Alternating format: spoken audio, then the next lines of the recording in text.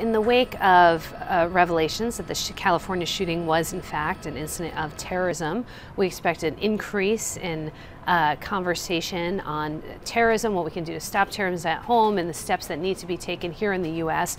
to slow future attacks or stop future attacks.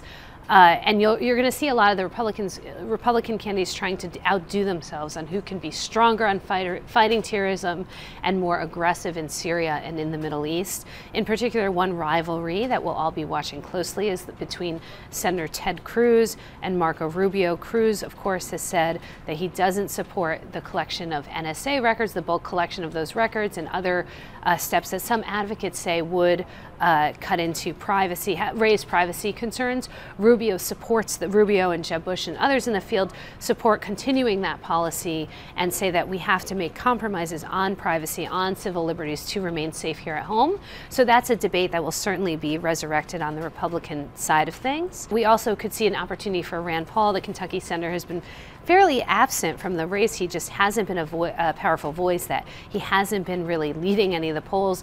If we do get back into this debate over civil liberties and terrorism and the trade-offs between civil liberties and national security, that could offer him an opportunity to restate his case and win back some support in the more libertarian wing of the party. President Barack Obama remains very popular with the Democratic base, but the general electorate is not very keen on his foreign policy. They want to see a more hawkish approach. Hillary Clinton has long been more hawkish than President Barack Obama. We saw that in 2007 and 2008. But she's running in the Democratic primary right now, so she doesn't want to put herself between the Democratic base and President Obama. So on the foreign policy issues, she has to finesse them very closely, tread very carefully. That's why we're not going to see her talking much about those things unless she's asked, other than sort of a few comments sprinkled into stump speeches.